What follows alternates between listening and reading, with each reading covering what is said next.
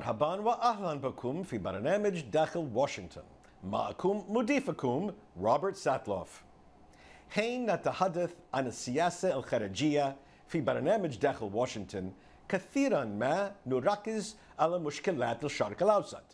لا يرجع السبب في ذلك إلا أن شبكتنا التلفزيونية تبث إرسالها إلى العالم العربي وحسب، ولكن لأنه منذ 11 سبتمبر أصبح الشرق الأوسط المنطقة الأهم في العالم، لأنه خرج منه كل هذه القدر من عدم الاستقرار اجتذب الكثير من الاهتمام الأمريكي. ولكن العالم مكان مزدحم وفوضوي وغير منظم به العديد من الأزمات والفرص. قال الرئيس أوباما أنه أراد أن يبتعد عن الشرق الأوسط، ولكن أن أراد أن يركز اهتمامه على الشؤون الداخلية، فلن يسمح له العالم. هذا الأسبوع في برنامج داخل واشنطن ستقوم لجنتنا المكونة من خبيري السياسة الخارجية باستقصاء مشكلة تعود إلى القرن التاسع عشر وتسبب متعب اليوم، وهي القومية الروسية المتطرفة، وفرصة للقرن الحادي والعشرين تريد الإدارة أن تنتهزها، ولكنها لم تقرر فعلا كيف تفعل ذلك، وهي التمحور باتجاه آسيا. ضيفاي هما نظرة ودينيس روس. And welcome back to Dakhil, Washington. I'm sitting with our panel of foreign policy experts to discuss the state of the world, crises erupting all over the place, not being very kind to President Obama. Perhaps, though, there are opportunities here and there. So, gentlemen, let's take a look around the world. Let's start with what we used to call the superpowers. Crisis between the United States and Russia. Close to full-scale war in Ukraine. It's getting worse in eastern Ukraine. What do we do? Well, I think, look, the key is going to be to convince Putin that there's a price to be paid. Now, realistically, I think he's not a big risk taker on the one hand, but he also doesn't see much risk at this point. He has scaled back a little bit of his posture. They have apparently moved some of the forces away from the border. Now that you've had an election in Ukraine and you have a president-elect who has had a relationship with him, he may feel that there's a deal for him to be cut, and he doesn't need to do much more, that he can get what he needs. And the concern potentially of sanctions eventually weighing on Russia might be something that could affect him. But I think we have to realize that Ukraine isn't the end of the story for Putin. For Putin, what was the former Soviet Union is still where he has his eyes very much focused. Wherever there are Russian minorities, he's going to ensure that, in fact, that creates, in a sense, a foothold for Russia. Maybe he doesn't have to reincorporate those areas, but whoever is in power in those states will have to take into account Russian interests, and they will not be able to adopt policies that he views as being hostile. So his focus is going to be heavily on cementing the imagery of Russia's influence in what they refer to as the near abroad. And I suspect he's also tried to demonstrate that he has some room for maneuver because of the new deal he's just struck with the Chinese on natural gas. So actually I wanted to ask you, Juan, about this deal with the Chinese. One of the strategies, as Dennis just said, was to try to isolate Russia. Russia just showed that it is not isolated economically via this massive gas deal. What do we do to remind Russia you really are isolated? Is there anything that we can do? Yeah, Russia still remains dependent on the West in many ways, both in terms of investment and trade. And so if the US and Europe in particular is willing to take on costs of its own, you can very much hurt the Russian economy. You may not be able to impact its resource markets, its oil and gas sector as effectively, and clearly there's a global market to oil and gas, and so you're never going to completely close off that spigot. But you can do certain things to Russian banks, companies, oligarchs that isolate them from the financial sector. And I think Dennis is right. This is a long-term game for Russia, and I think we have to realize that. And as a result, you have to have short, medium, long-term strategies to deal with it. I think in the short term, ensuring that Kiev is strengthened, that there is an actual legitimate political transition that deals also with the economic problems in the Ukraine, that keeps at least the peaceful parts of the Ukraine together and whole and legitimate. I think that's important.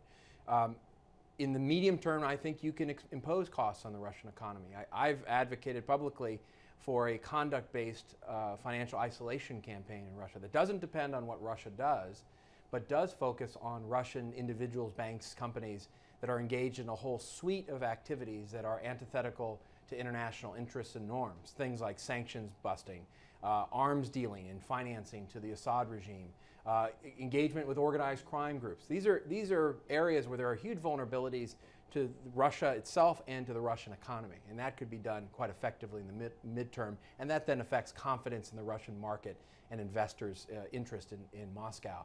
And then long-term, dealing with alternatives to energy supplies in Europe so that there isn't that heavy dependence on what happens in Moscow in terms of the economic well-being in Europe, coming up with ways of not ceding to Moscow diplomatically or economically at every turn. I think one of the challenges over the past few years is that we've in some ways ceded to Putin in Moscow some of the diplomatic high road with respect to Syria and other problems. That may not be the right approach. And then finally, creating more robust alliances and figuring out what that looks like, especially in the Russian near abroad. Does that mean a more aggressive expansion of NATO? Maybe. So all these are things that have to be thought of in medium and long-term dimensions, precisely because of what Dennis said. This is a long-term plan for Putin for influence. So is it fair to say that U.S.-Russian tension is now embedded as a feature of world politics? You know, I would say U.S.-Russian competition is now part of the landscape. I'm actually fairly certain from Putin's standpoint it was always part of the landscape.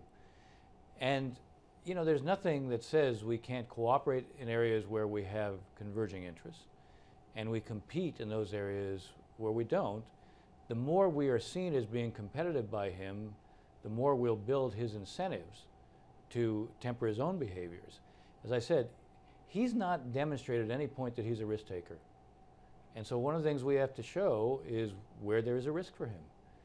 And I think the more we do that, the more we show that we're prepared to compete, the more we will affect what his behavior is likely to be. I think the relationship's on a much more realistic grounding now. And I think sort of all of the underlying tensions or agendas are now have come to the fore. And I think Dennis is right. That then offers opportunities to not only push back, but to find areas of cooperation like counterterrorism, where there are deeply embedded common interests between the countries. And so I think this is a moment of realism in the relationship. And the reality is Putin responds to power and to influence.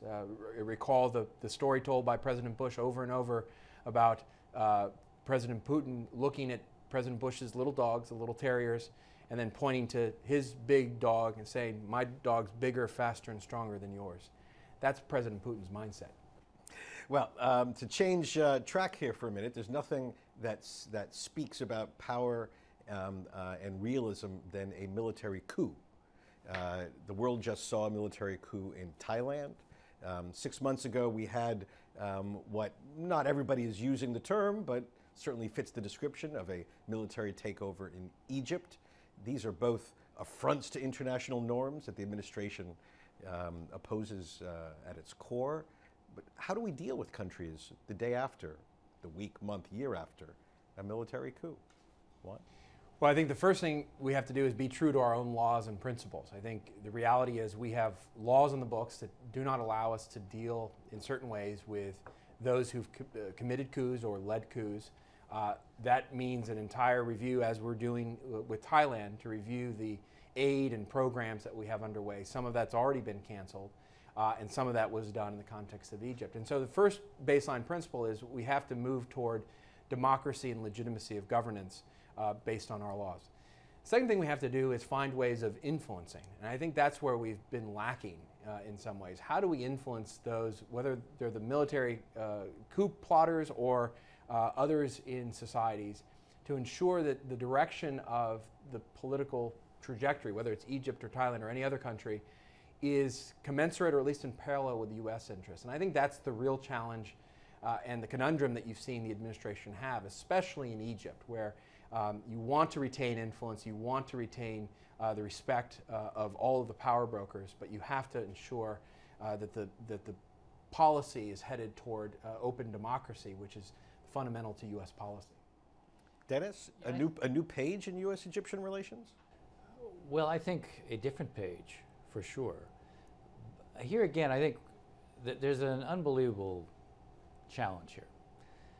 Foreign policy is often a function of dilemmas that you have to contend with. It's rarely a case where you can do exactly what your values dictate, nor is it a case where you do what your narrow interests suggest. You have to find the right blend, you have to find the right balance, and you also have to tailor it according to each case. I think you have to be very careful not to create what might be described as a cookie-cutter approach and apply it to every case the same way, because it just doesn't work. In the case of Egypt, we have some profound interests. Now, we also believe if Egypt pursues a path where basically they do away with all sort of respect for human rights, they do away with any tolerance for dissent, that ultimately that's not going to serve Egypt very well. And the question is, and this is a point that Juan was making, how do you retain your influence? If you cut them off immediately, that's the surest way to lose your influence with them. Now at this point, our influence is frankly limited. The question is, what can we do so that we affect Egyptian behavior? And maybe you have to think about how you work indirectly. And my suggestion would be, in this case, work with those who Egypt is clearly heavily dependent on right now.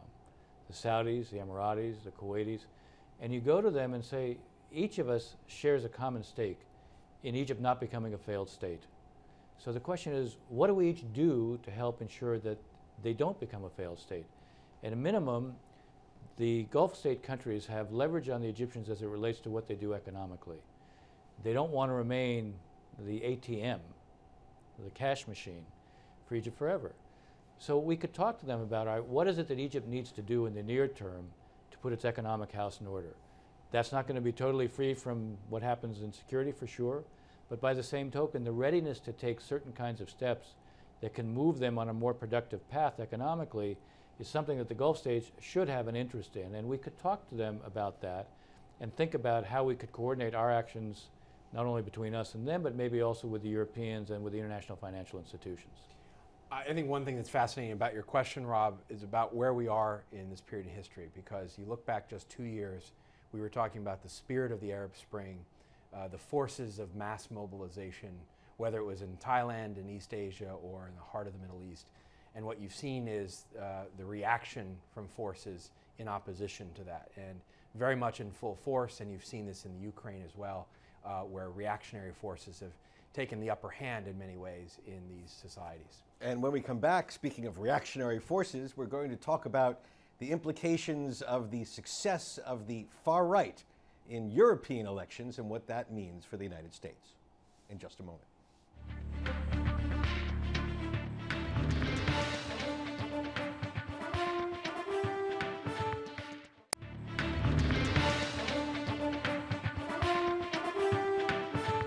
Again, our panelists today are Juan Zarate. Juan is a senior advisor at the Center for Strategic and International Studies and a senior national security consultant and analyst for CBS News, one of our nation's leading counterterrorism and national security experts.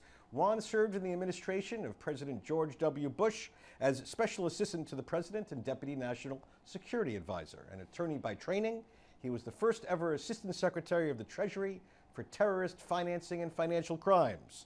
His experience is the subject of his new book, Treasury's War, The Unleashing of a New Era of Financial Warfare. Sitting next to Juan is Dennis Ross, my colleague and the counselor to the Washington Institute for Near East Policy. He rejoined the Institute after 3 years' service in the Obama administration, first in the State Department and then as Senior Director for the Central Region on the staff of the National Security Council.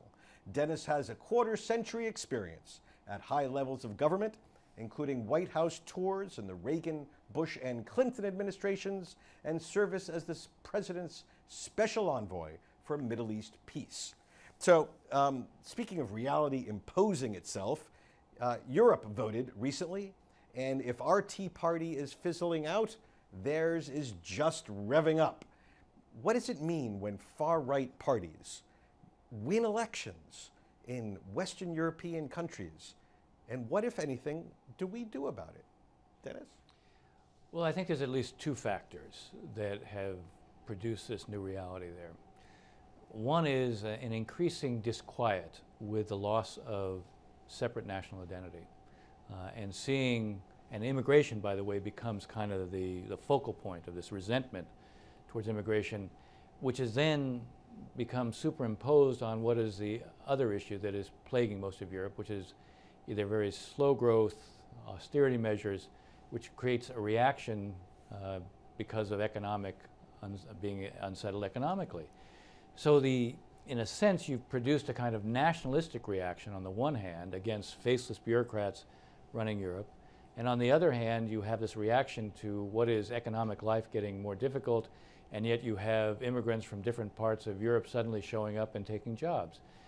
And that has produced a kind of reaction of the middle class. And I don't know that there's a lot the United States can do about it per se, but I think it's very important that here again I would say certain basic norms are preserved. How the Europeans are going to organize themselves, how the EU will unfold over time, that has to be sorted out by them. But I think signs of intolerance, signs of racism, signs of, of violent reaction to immigration, these are things that we all take an interest in. Well, just to pick up on that final point, when you connect this trend to emerging crises, whether it's the Iran nuclear negotiations, in which the Europeans play a hugely important role, or Ukraine, Eastern Europe, how does this affect what we do, Dennis? One of the problems is, do our friends in Europe suddenly feel that they have to transform their own policies? I'm not sure that's going to be the case, by the way. It's true that Hollande called for a review to take account of what had happened and why it had happened, but I'm not sure the answer is for them to suddenly tack in a more nationalist extreme direction. I mean, in France, they have to deal more effectively with the economy than they have. In the UK, the challenge is somewhat different because there's always been more of a tension there about how much does Britain retain its own identity and not lose its identity in the larger European framework. In Germany, I don't think you're going to see much of a change there. It's true that those who are far right like the authoritarianism of Putin. They like the alternative model to the United States and liberal values. The far right hates the liberal values, and Putin is seen as this kind of conservative reaction. But I think even though they have done well in the parliamentary elections, I wouldn't suddenly conclude that this means that's the direction of Europe. It's a wake-up call. It should be a source of some concern. It should send a message about how you manage your economies and how much austerity should you really impose. I think there are lessons there for the Europeans to take account of. This is not the first time we've seen some signs of dissonance within Europe.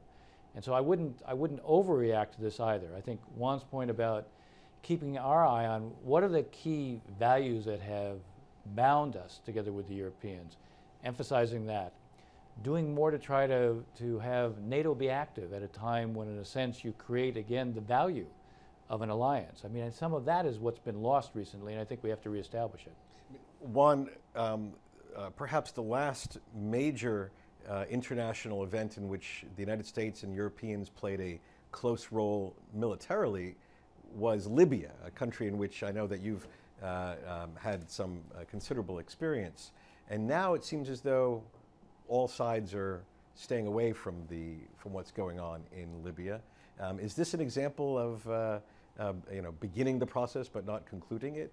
Yeah, I think Libya was an attempt to try a different model, which is to say Western intervention, and in particular the lead taken by the British and the French in particular, to try to not only defend common human rights and interests, but to serve as the catalyst for the downfall of a regime like the Gaddafi regime. But then to step back and to allow the population, the local population, to do what it would in terms of the political experiment or social experiment. And the hands-off sort of approach has not produced great results, clearly, in the context of Libya, or even in other contexts. And so I think it draws back to the lessons of, does lack of involvement, does inaction actually breed further chaos and further problems, when instead some degree of Western involvement, some degree of shepherding a process on the ground, either through NATO or other auspices, would have actually led to a more stable political and social environment. That's the counterfactual. It's not clear if that would have been the case, but certainly you can say that what was once heralded as a new model and success for intervention is turning into a bad case study for what happens when you leave an environment unto itself, because it's chaotic and not more secure than before.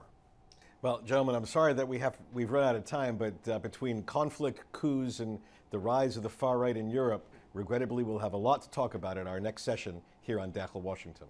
Thank you. بهذا نصل إلى نهاية هذه الحلقة من برنامج داخل واشنطن. إذا كانت لديكم أي استفسارات أو تعليقات حول هذه الحلقة، وخاصة حول المشكلات القديمة والفرص الجديدة، أرجو أن تتصلوا بي مباشرة على عنوان البريد الإلكتروني التالي insidewashington@alhura.com. معكم روبرت ساتلوف. شكرا لكم وإلى اللقاء.